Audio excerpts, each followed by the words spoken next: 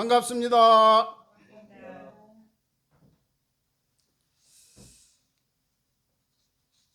저기 강원도 경상도에 불이 나가지고 우리가 동원할 수 있는 모든 물질을 다 동원했죠. 사실상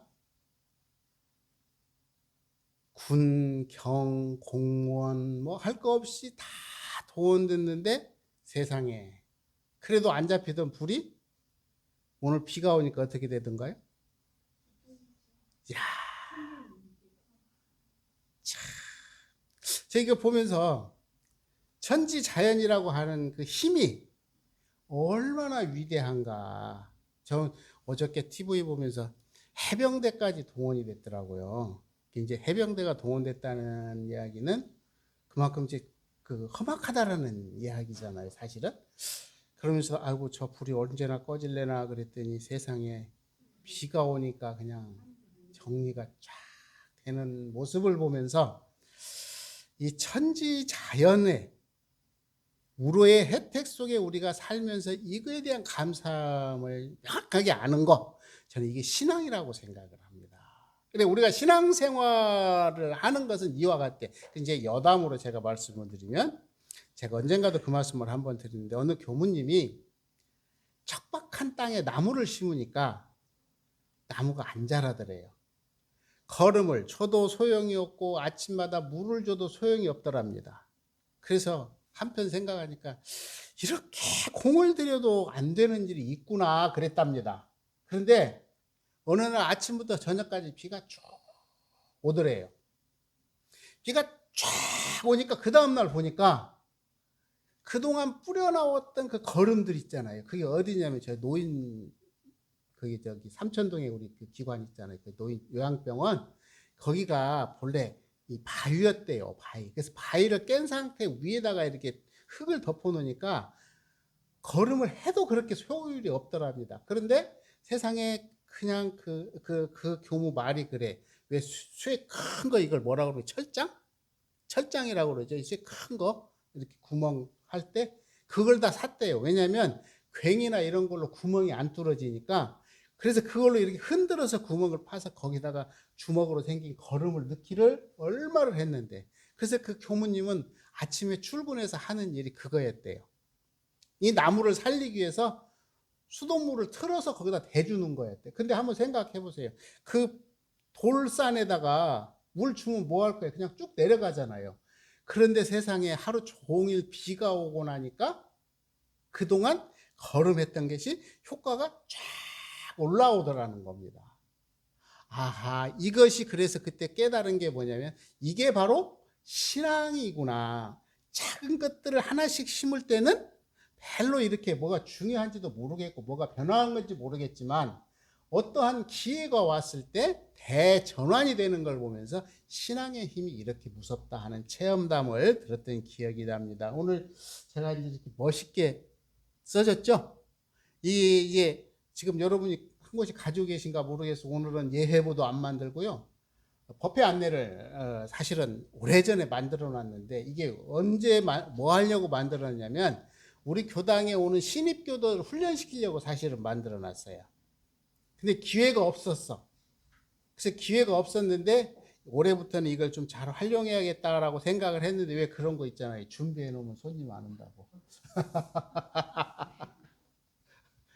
그래 이제 어쨌든 그렇다라는 겁니다. 그래서 이제 준비한 잔치니까 우리가 한번 같이 보도록 하겠습니다.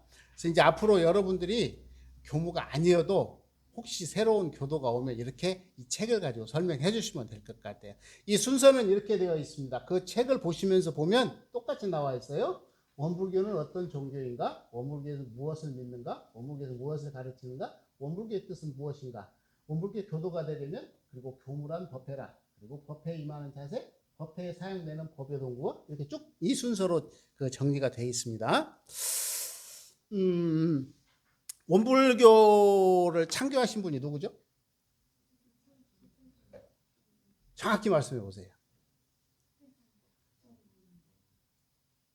소태산, 박중빈.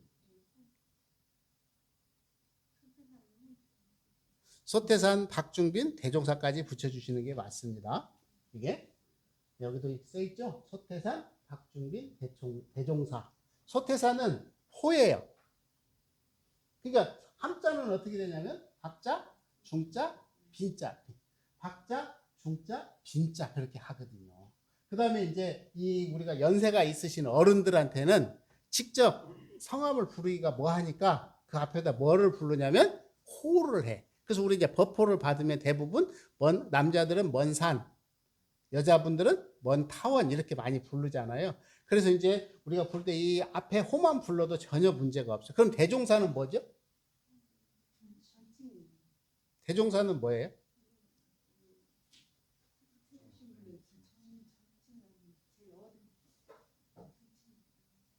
이건 법입니다. 법이. 가지고 법위에 돌아가셨을 때 이름은 정사, 원정사, 대원정사. 좀 어렵죠. 이제 그렇게 있다라는 것만 하시면 돼요. 그래서 이 대종사라고 하는 것은 원정사, 대원정사를 일컫는 거야. 일컫는 거야. 그래서 대종사님은 몇 분만 계시죠? 원불교는 한 분밖에 없습니다. 이제 여기서 한 가지만 여쭤볼게요. 대종사님 살아계십니까? 돌아가셨습니까?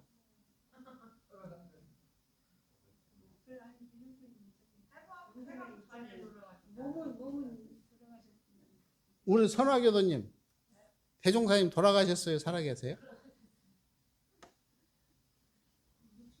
수사님, 어떻게 생각하십니까? 육신은 지수받고 흩어졌지만은 예, 정신은 살아있지. 정신은 살아있다. 정확하시죠? 예, 이게 신앙이에요. 그러니까 내가 내 마음속에 살아있다라고 하는 그 마음이 없으면 신심이 안 나는 거예요, 사실은. 근데 내 마음에 살아있다고 생각을 하면 신심이 나는 거야.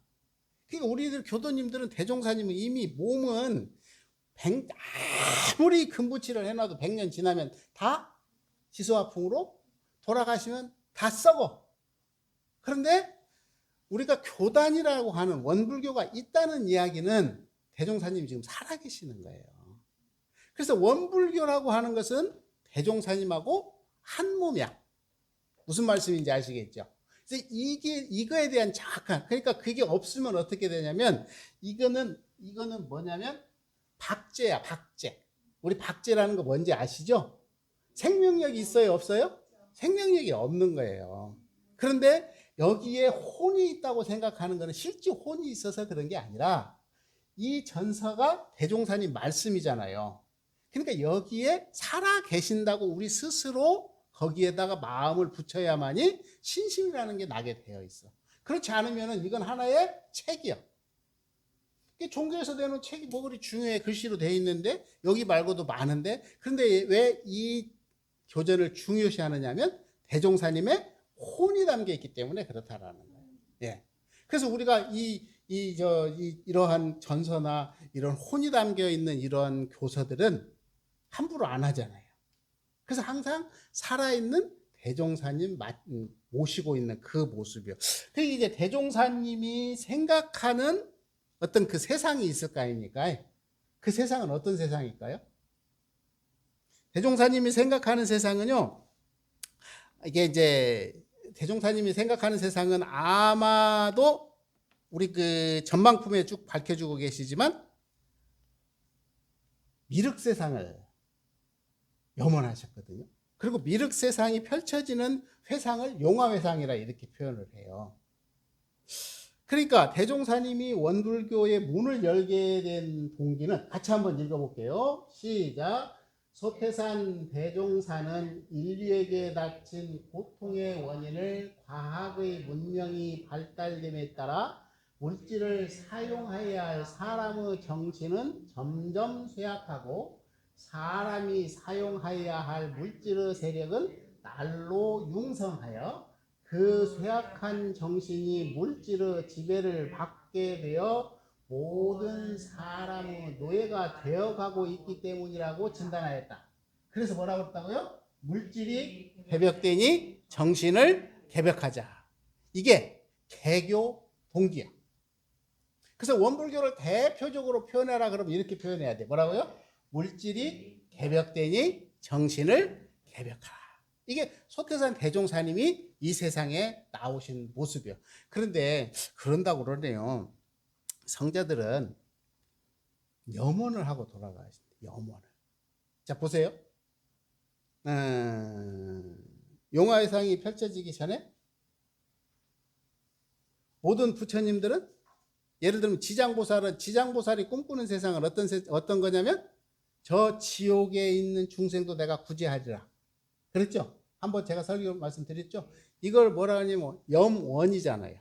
그러니까 이런 어른들은 원생, 염원을 세우고 돌아가신 옛날에 수백 생 전에 그래서 아마 대종사님께서는 이 원불교를 창교하시기 전에 아마도 부처님하고 약속을 하신 것 같아. 나는 몇 년 후에 미륵 부처님의 모습으로 이 세상에 나타나리라.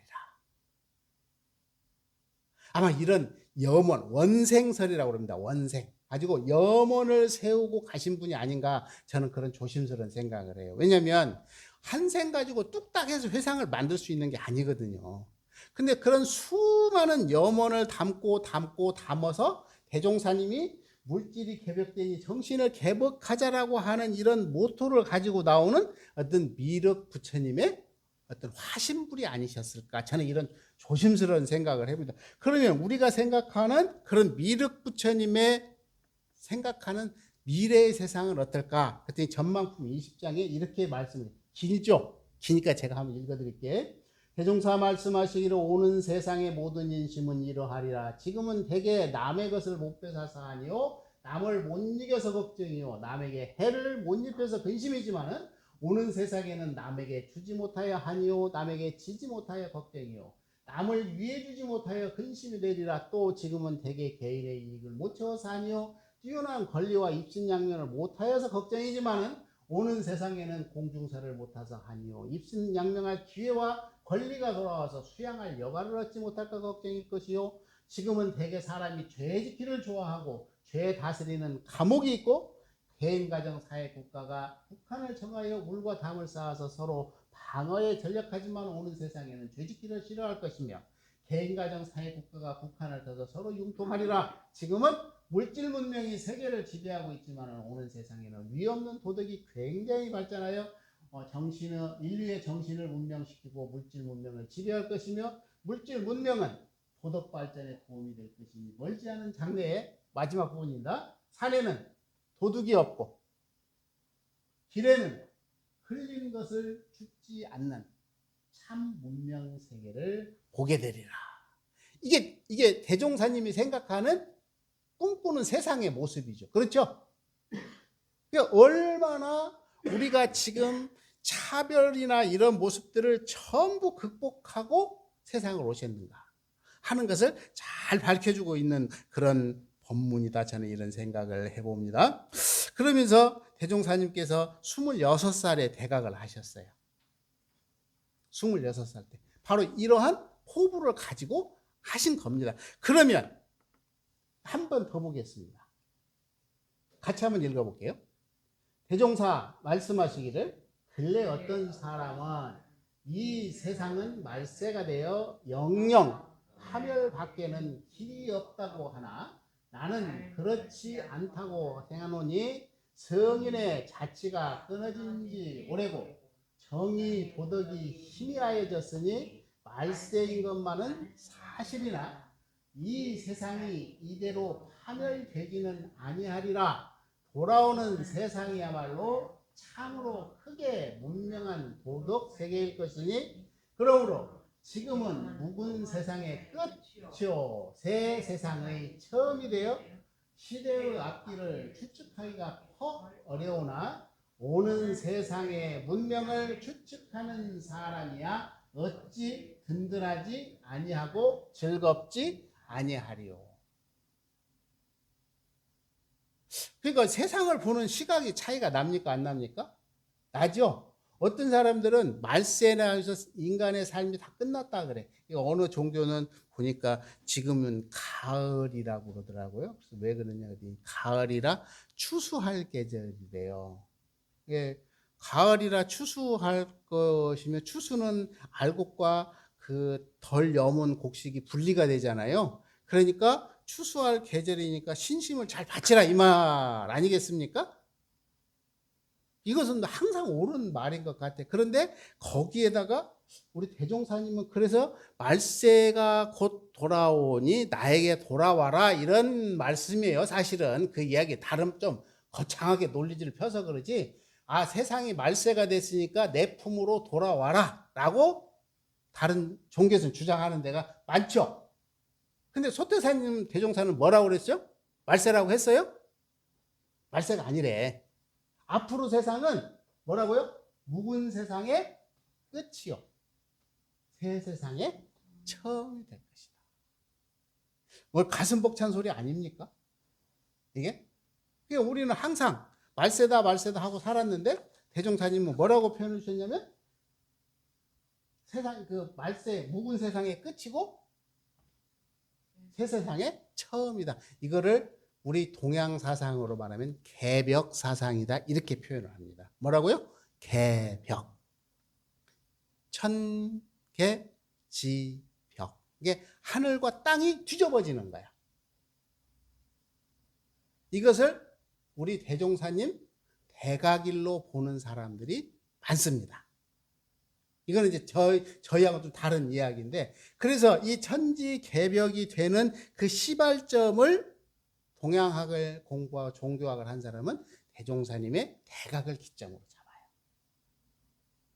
이 참 여러분이 지금 이렇게 작은 집에서 이런 모습을 볼 때는 설마 저 말이 그러랴 그러는데 이제 나중에 역사가 흐르고 보면 맞죠. 그런데 우리 가만히 놓고 보면 우리 역사상에서 가장 암울했던 때가 언제죠? 일제 말기였어요. 그렇죠? 일제 말기인 1916년에 원불교가 문을 열지 않습니까?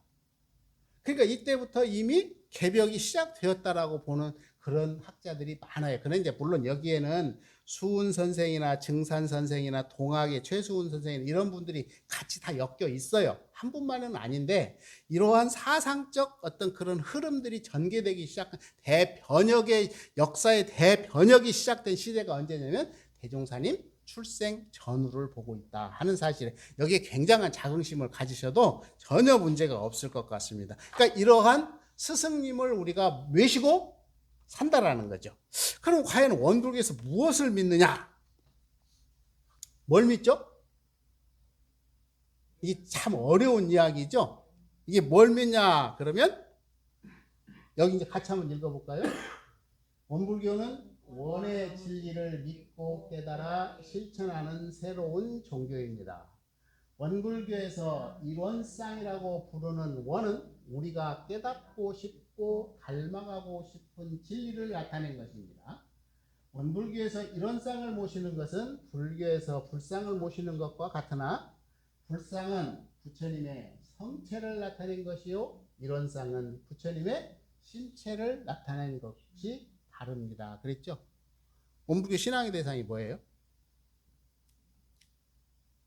신앙의 대상이 뭘까요? 예. 네. 일원상. 박수 한번 쳐주세요. 박수 한번 쳐주세요. 이렇게 정확히 딱 뚝 떨어지게 말씀하시는 분 흔치 않아요. 사은, 법신불, 뭐 굉장히 많아요. 많이 들어봤거든요. 그러나 우리가 정확한 거는 뭐냐면 일원상이에요. 거기다가 수식어를 붙여서 법신불 일원상이에요.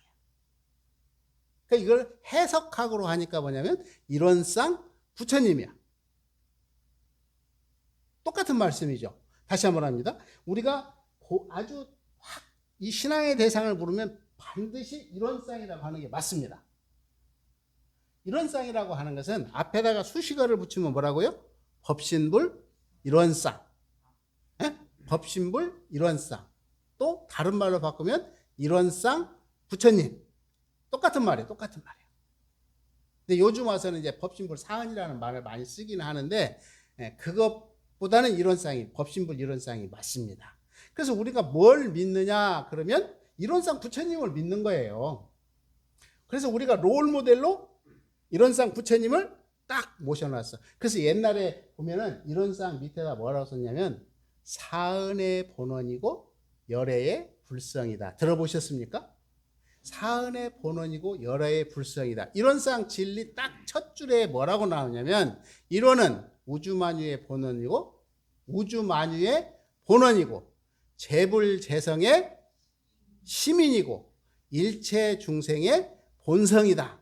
그래서 이걸 한번 표시를 해보자 그랬더니 이 우주 만유의 근본된데 근본. 이 우주를 창조한 거하고 똑같아. 어디서 시작을 했는가 그랬더니 이론상에서 시작했다는. 그래서 두 축으로 갑니다. 우주의 창조주로서 이론상. 우주의 창조주로서 이론상. 근데 나는 누가 창조했죠? 나는 누가 했어요? 나는 내가 했잖아요. 내가 했죠? 그래서 본질적으로는 같다라는 거예요. 그래서 이 두 가지 축을 같이 가져가기 때문에 사은의 본원이고 열애의 불성이다. 이렇게 두 가지를 이야기를 합니다. 그래서 이론상정에서는 뭐라고 그러냐면 아까 저 이론상이라고 하는 것은 불교의 뭐와 똑같다고 그랬냐면 부처님과 똑같아. 그런데 부처님은 부처님의 형체를 만들어 놨지만 저 이론상은 뭐라 하냐면 아까 말한 심체, 자성불, 나의 어떤 근본이 되는 이 자성불을 모셔진 것이다. 이 차이가 있다고 이야기를 합니다. 그래서 이 이론상이라고 하는 저 부처님은 바로 뭐라고 표현을 해주셨냐면 만능, 만덕, 그리고 만능, 만덕, 만치. 그러니까 만능, 만덕, 만치라고 대산종사님은 설명을 해주셨어요. 그러니까 이게 다른 말로 표현하면 이 부처님은 전지전능하고 무소부재하다. 이렇게 표현을 하는 겁니다. 그러니까 모든 것을 다 갖추고 있고 모든 것을 다 알고 모든 것을 다 할 수 있는 능력을 가지신 분이 인격화시키면 그렇다라는 거예요. 근데 이건 인격화시키면 안 되는 부분인데 굳이 설명을 하려니까 인격화를 시키는 거예요. 그래서 정산종사님께서는 뭐라고 하냐면 신이라고 하는 게 있느냐 없느냐라고 이렇게 물어봤거든요. 신 있을까요 없을까요? 신은 있다 그랬어요. 그런데 신은 있는데 인격화되는 신은 없다 그랬습니다. 이게 좀 달라요. 인격화가 아니라 입법화돼, 법으로 이렇게 풀이가 되는 거예요. 그 차이가 조금의 차이가 있습니다. 그래서 대산종사님은 이걸 아까 말씀드린 대로 만능, 만덕, 만지라는 표현을 쓰셨거든요.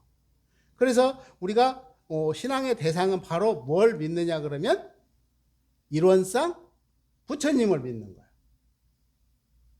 누가 물어보면 그렇게 대답하시면 돼요. 근데 내 스스로도 부처님을 믿는 거야. 근데 이 부처님의 모습이 어떤 모습이라고요? 이론상 모습이라는 거죠. 다시 한번. 우리가 믿는 대상은 뭐라고요? 부처님이야. 그렇죠? 근데 부처님의 원불교 부처님의 모습은 어떻게 생겼다고요?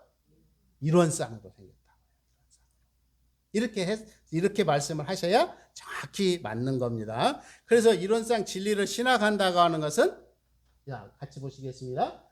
자기 마음이 곧 부처인 것을 확인하는 것이고 모든 것은 내가 지어서 갖는다는 인과의 밝은 진리를 믿는 것이고 우주만유가 나에게 죄복을 직접 주는 실제적 권능이 있음을 믿는 것이고 그리하여 어느 때 어느 곳이든지 항상 경외심을 놓지 않고 존엄하신 부처님을 대하는 청정한 마음과 경건한 태도로 천만사물을 응하며 천만사물의 그 자체에 직접 불공하기를 힘써서 현실적으로 공락을 장만하자는 것이다. 이 부분이 이제 저희들이 좀 명확하게 알고 갔으면 좋겠습니다. 그래서 방법적으로 봤을 때 편협한 신앙을 원만한 신앙으로 그리고 미신적인 신앙을 사신적인 신앙으로 돌리자라는 거죠. 그래서 불공의 방법은 몇 가지를 제시해 주냐면 두 가지를 제시해 주시죠. 하나는 무슨 불공이죠? 진리불공. 진리불공은 어디에 불공하는 거냐면 보이지 않는 세상에 불공하는 거예요. 그 다음에 또 하나의 불공은 뭐죠? 사실불공. 이 사실불공을 어디에 불공하는 거예요? 눈으로 보여지는 현상에 사사물물에 그래서 이거를 뭐라 그러냐면 처처불상, 사사불공 이렇게 표현을 합니다.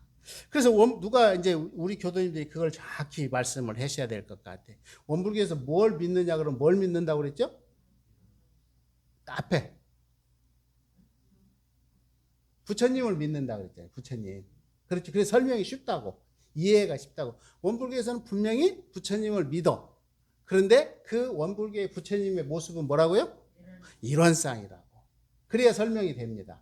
그래서 이 일원상의 내용을 갖고는 또 아까 말씀 올린 대로 이렇게 뭐 진리네, 사실이네 이런 여러 가지 이야기를 하지만 결국은 그러한 내용을 우리가 부처님을 믿고 부처님의 공을 드리는 것이 사실은 우리의 신앙생활이다 이런 말씀을 드리고 싶습니다. 그랬더니 그 다음에는 원불교에서는 무엇을 가르치는가 이런 이야기를 했습니다. 우리가 이제 살다 보면은 사람의 어떤 그 어느 때는 보면은 기분이 좋을 때는 세상에 대해서 여유가 생기죠. 우리 교도님들도 어제 그제 한 며칠 사이에 굉장히 화나신 분도 있을 것이고 환호를 지르신 분도 있을 거고 마음이 깝깝한 사람도 있을 것이고 속으로 웃음을 짓는 분도 계셨을 거예요. 그렇죠? 왜 그러죠? 대통령이 내가 지지하는 대통령이 철석같이 믿었던 대통령이 다른 사람이 되면 화나죠. 말도 하기 싫고 그리고 세상이 다 무너질 것 같고 그리고 그렇게 될 것 같아. 근데 이제 저 기사를 보고 저도 이제서 알았는데 그 이번에 대통령 되신 분이 고향이 충청도 분이에요. 이상하게 그 개표를 하는데 충청도에서 이렇게 표가 안 나와서 왜 이렇게 충청도에서 안 나오나 그랬더니 결국은 충청도 아들이시더만요. 그러니까 이쪽 전라도나 이쪽에 서쪽에 사는 사람들은 화가 많이 났는데 동쪽에 사는 사람들은 꽹과리를 치고 난리가 났다는 거예요. 그러니까 우리가 나도 가만히 생각해 보니까 우리 그 이쪽에 동서로 이번에 나뉘었잖아요. 우리 지도가 동서로 이렇게 나뉘었어. 그러면 서쪽에 사는 사람들은 옛날에는 또 얼마나 꽹과리 치고 재밌게 놀았어? 그때는 지금처럼 동쪽 사람들이 이렇게 화가 많이 났을 것 같아. 근데 또 가만히 놓고 보면 한 국가라고 하는 큰 틀에서 놓고 보면 또 저 사람이 안 돼야 된다라는 이유가 있을까요? 안 돼야 된다는 이유 있어요? 참 어려운 이야기죠. 왜냐하면 정책을 펴가는데 내가 어떤 사람을 선호한다라는 것은 그 사람이 그 원하는 그것을 나하고 일치가 되기 때문에 따라가는 것인데 나하고 반대쪽에 있다면 그게 잘 안 되는 부부이란 말이에요. 이게 사람의 마음이 이와 같은 것 같아. 그러니까 내가 긍정적으로 생각하면 다 품을 수 있는 이 세상의 모든 것을 품을 수 있는 능력이 있는데 안 하려고 마음을 먹으면 그런 이유만 생기는 것 같아요. 그래서 대종사님께서는 원불교에서는 뭘 가르치냐면 용심법을 가르친다 그랬어요. 뭐라고요? 용심법. 용심법이라는 건 뭐죠? 마음을 쓰는 법. 그래서 불교에서는 일체유심조라 그랬습니다. 근데 거기에서 일체유심조라는 것은 모든 것을 마음이 짓는 바라 이 말이잖아요. 근데 용심법이라고 하는 것은 뭐냐면 거기서 한 발 더 나왔어. 우리는 순간순간 이후에 어쨌든 간에 어떠한 행동이든 생각을 할 수밖에 없어. 여기에서 마음을 낼 때 어떤 마음을 내느냐? 어떤 마음을 내야 될까요? 진급하는 마음을 내야 돼. 그렇죠? 진급하는 마음을 내야 돼. 그리고 미래지향적인 마음을 내야 돼. 근데 안 된다고 한번 생각해 보세요. 화나죠? 안 된다는 생각하는 순간 화가 나. 그리고 자기는 굉장히 불행하다라는 느낌을 받게 됩니다. 그래서 우리는 이것을 뭐라고 표현해 주셨냐면 아까 성가에서 뭐냐면 병이 들었다 이렇게 표현을 해 주신 거예요. 우리는 병이 들었다. 이 병이라고 하는 것은 대종사님께서 원망병이요, 의뢰의 병이요, 뭐 이렇게 해서 쭉 정리를 해 주셨습니다. 이 병이 깊어진 사람은 벗어나기가 좀처럼 어렵다는 이야기죠. 그래서 뭐라고 그러냐면 맨 밑에 한번 보겠습니다. 각자의 병든 마음을 치료하자는 거예요. 이게 뭐예요? 용심법이라는 거예요. 용심법.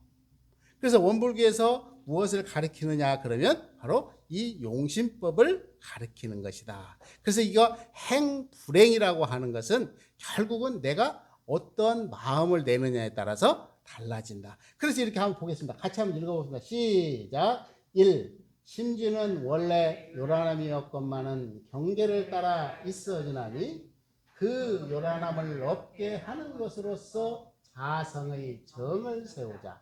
2. 심지는 원래 어리석음이었건만은 경계를 따라 있어지나니 그 어리석음을 없게 하는 것으로서 자성의 해를 세우자. 3. 심지는 원래 그름이었건만은 경계를 따라 있어지나니 그 그름을 없게 하는 것으로서 자성의 계를 세우자. 4. 신과 분과 의와 성으로서 불신과 탐욕과 나와 우를 제거하자. 5. 원망 생활을 감사 생활로 돌리자.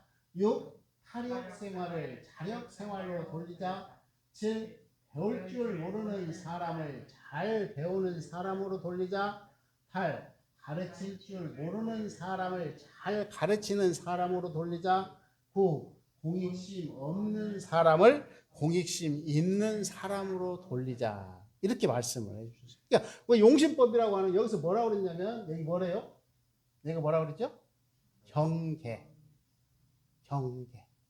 그러니까 우리는 부딪힐 수밖에 없대. 모든 일을 부딪힐 수밖에 없대. 그러니까 부딪힐 때 한 마음을 낼 때 응무소주 이생기심이죠. 백척간도 진일보야. 그때 한 마음을 낼 때 어떤 마음을 낼 것이냐? 무슨 마음을 내야 돼요?